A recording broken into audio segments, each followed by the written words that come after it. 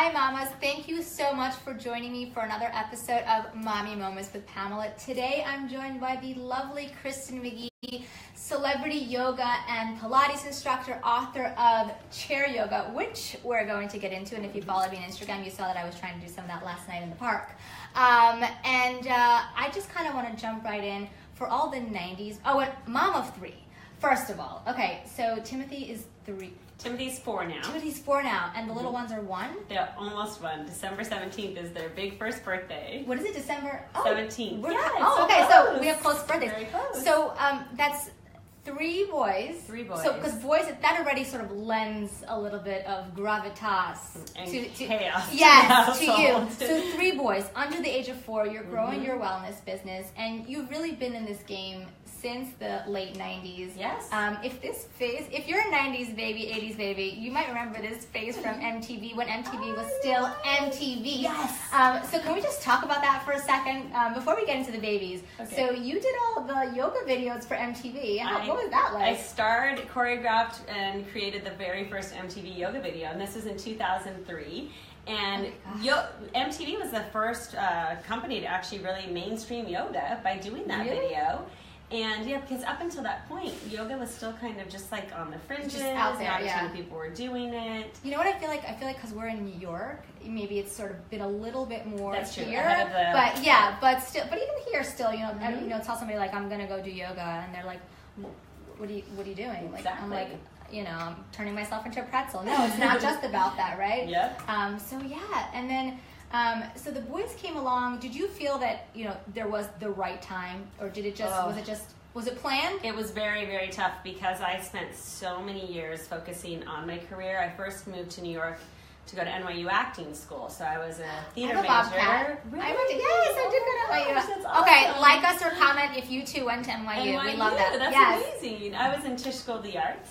And that's where I discovered yoga. So it was the early 90s. I was doing yoga in my warm-ups and my theater classes and all of this. And once I graduated, I certified to teach. So I was really full on pursuing my acting career. I was building a yoga practice, trying to teach yoga as opposed to wait tables. And I was busy with all of that. And so by the time I got married, I was already 37 years old. I didn't even meet my husband until I was 35. I think that there are many people who are watching who are, especially here in New York, but even across the country, similar boat, right? You're growing your business, you get married in your 30s, and then you think about the next 30s, yeah. Exactly. And so I remember thinking, we should get on this pretty soon, right? Let's jump on that bandwagon. Right away. So it was, unfortunately, we didn't have a ton of time to just be a couple, but also we knew that kind of time was of the essence, and we really wanted to start a family, and so it was pretty much planned. We were like, let's just go for it and see what happens. So you basically started having the kids within pretty soon the time within of getting exactly, married. yeah, like within a year or 2 of being married. So you just went for it. The whole process, the marriage, the kid, and then right afterwards, the twins. The twins, I know. So that's what's so funny too, is because after we had Timothy, my husband being an older couple and parents, I didn't think we were old. Disconnected. Okay, we're back. We don't really need, we're set. And I said, come on, let's just try for a girl, because I had always wanted a boy and a girl so badly. And then the twins came along. Hold on. Sorry, guys. I've never had that before. Are we? Okay, we're live. Okay, sorry guys, we're having some technical Something's issues. going on today. Is today Mercury I feel night or not yet? I don't know about that, but so they're lighting the Christmas tree here in Rockefeller Centers, and that's probably taking all the energy. You're right, all the energy. So speaking of energy, yoga. How do you incorporate yoga now as a mom into your lifestyle, and what can we as busy moms sort of take away from it? That's pretty much what gave me the idea to write the book Chair Yoga. I was pregnant with my twins as I wrote this, and I found, back in the days I used to do 2-hour long practices. I'd go and take all these amazing workshops. I was doing yoga all the time in my home, in the studios.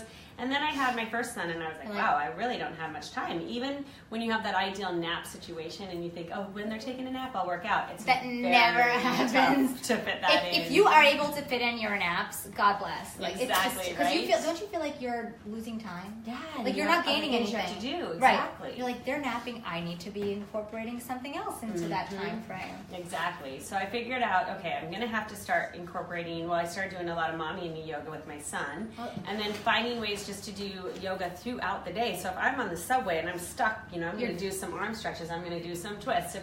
So you are, though, very special. So for everybody else who's watching, that's really like a mental shift. Is the idea of, like, where can I find my I call it mommy me moments, whether it's fitness or your beauty routine. Where can I find my moment to do? Like you're saying, you're on the subway and you're thinking of a good stretch. Yes. Or say you have kids that are a little bit older now and you're at the doctor's office, in the waiting room, at the dentist office.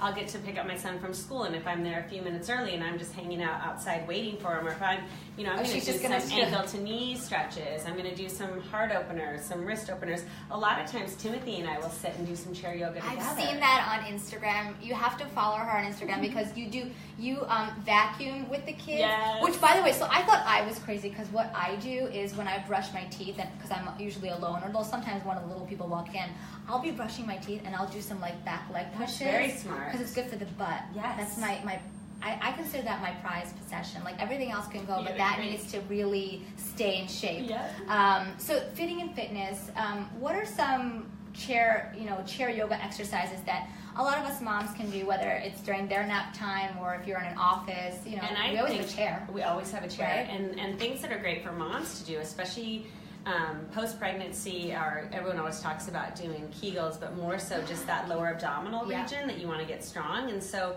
often, even if you're nursing or just sitting around, you can sit, you can plant your feet, you can open up your palms, you can take a deep breath in through the nose. This is so what I needed to do. As you exhale out the mouth, just think of engaging the pelvic floor muscles, subtly lifting up through the lower abdominals, almost like there's this like little zipper going up from the pubic bone to the belly button, and then when you exhale, just release it. So something that I know, I by the way, like or comment and let me know if you know where your how to Kegel and where the muscle, because where the muscles are, because I have had so many postpartum issues after my second one, and everybody's all about it's in your pelvic area, you need to tone that. I'm actually going to hospital for special surgery tomorrow for all that. You're saying the hips are off as well. Yeah, apparently the little guy, he's so cute, but he blew out my hips. So how do we find that? How do we know that we're Kegeling? Exactly. Yeah, so that's a good tip for that. Two things I tell people sometimes, and this is something you'd have to do when you're at home, really not in your office or out in public, but if you put your hands on your actual sits bones and you feel those two little bones on your bum, and when you exhale, try and imagine those bones are coming towards each other. Oh, that's a good. Isn't that a good one? So it's like those two little sits bones, you're trying to get them to come towards each other without squeezing the bum more or less. Squeezing the. So you're actually just engaging the pelvic floor. Okay. So now you can almost think of your whole pelvic floor like a baseball field. And so you've got the first base, right? You've got the second base, the third base, and then you've got your fourth base. So say your pubic bone is first base and your tailbone is third base. There's a joke there, but I'm not going to go there. Right. And then say the two sits bones are second and fourth base. Yes. All of those bases are starting to come together towards the pitcher's mound.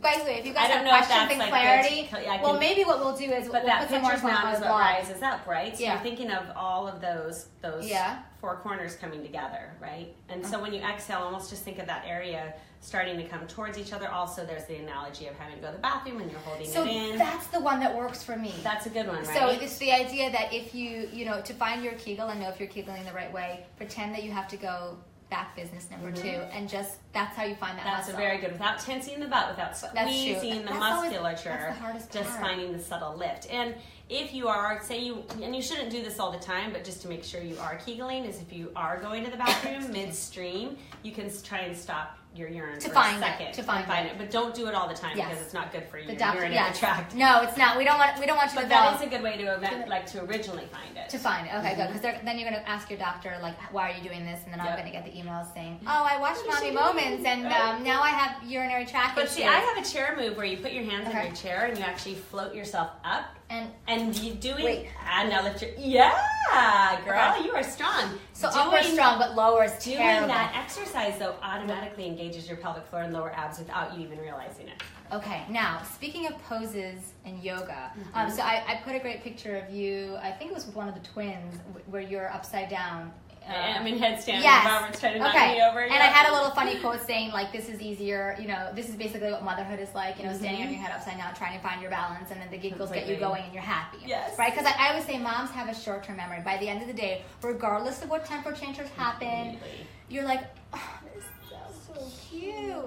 But it's true, and then you forget. So what pose in yoga do you think best reflects you as a mom?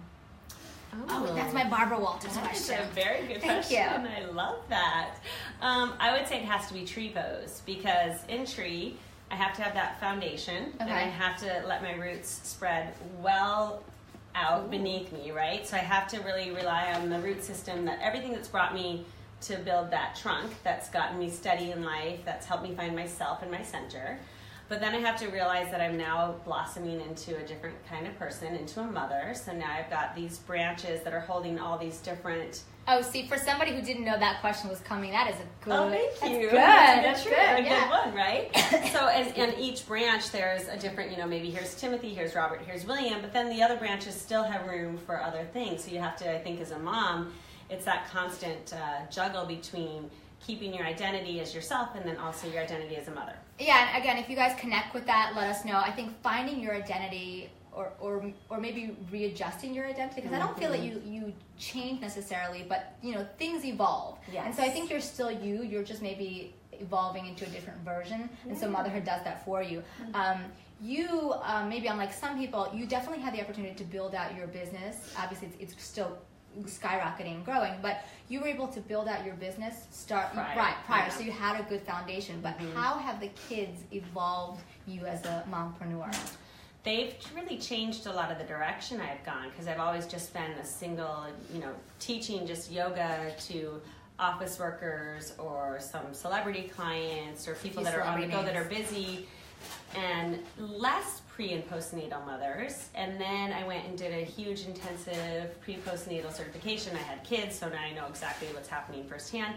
And now I have this whole other group of clients that I've really reached out to, and I'm starting to explore a lot more of the Mommy and Me classes, of the women who have diastasis, and how we start to heal that area, how we use Pilates and yoga to recover after having a baby, how we use Pilates and yoga to prepare us for having a baby. So I think that's really opened up a huge new world for me there.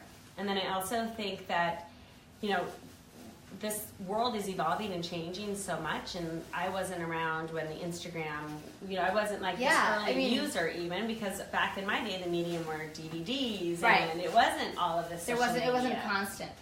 So I think social media and having kids has opened me up to a new world. Like you, I met you through social media, of moms, and finding, I think that's what's nice about social media. It's just that community. Well, I think, one of the reasons that this was originally started was the idea that I felt that no matter what you did because of social media, you were shamed as a mom. Damned if you do, damned if you don't, right?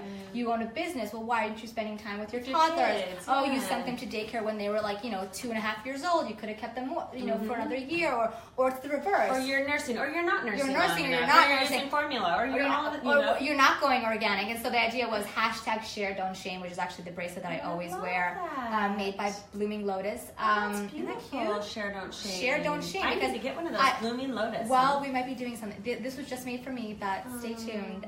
Because I think the idea is that you may not like or agree with my story or what I do with my kids. My daughter's running around in this building right now with my mom, who saved me for the day because I had to bring her in today for a doctor's appointment.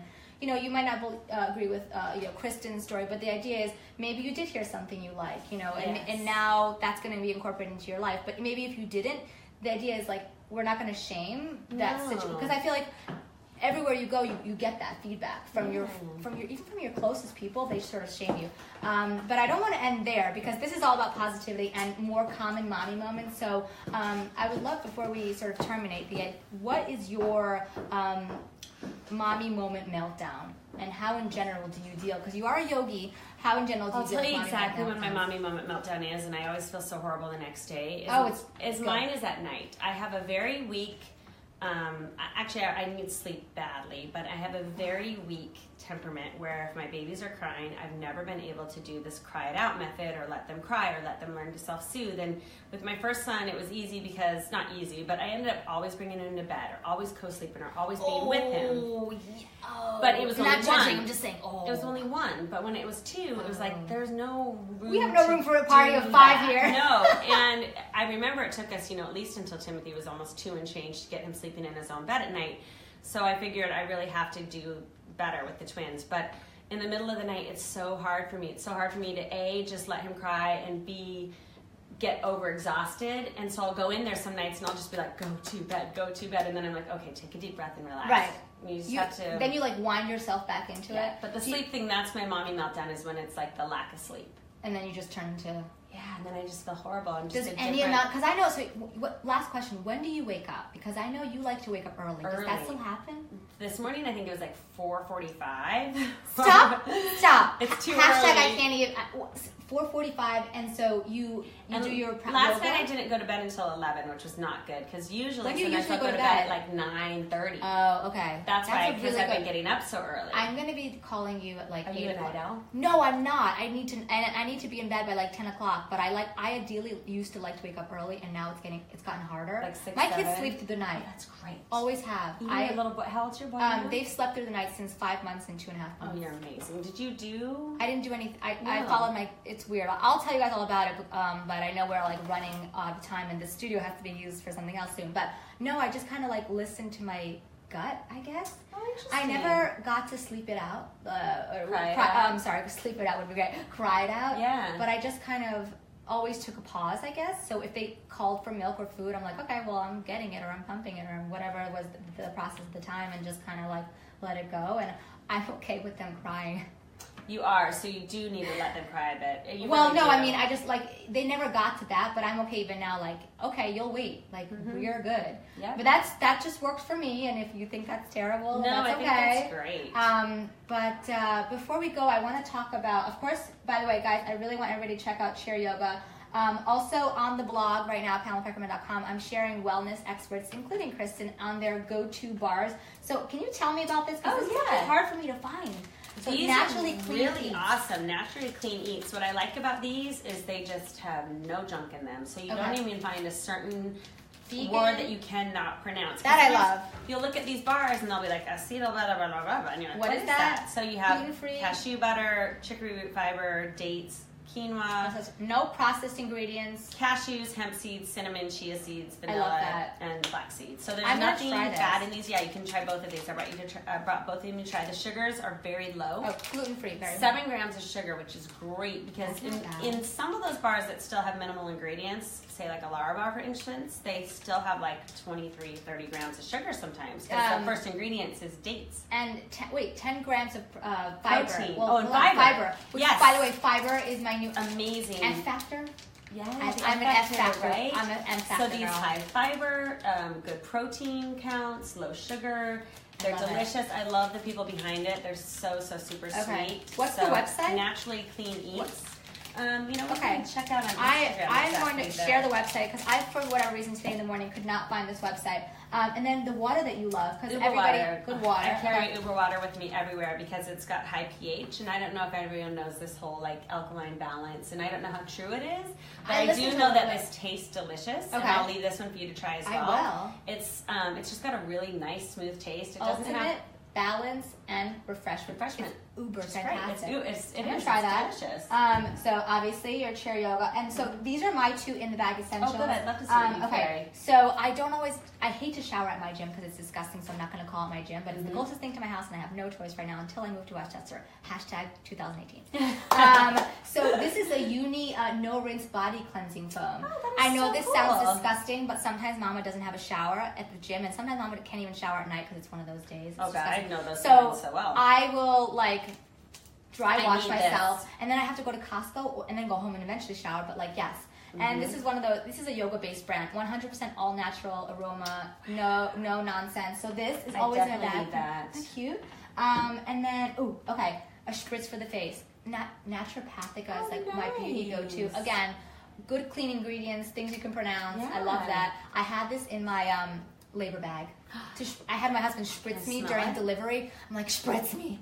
I know. God, that's gorgeous. This one's with the rose. Yes, I really good. that. And last but not least, and this is because of my son usually, I have this all the time, not just in my gym bag, but this is perfect body muscle therapy from This Works, and it just relaxes my muscle.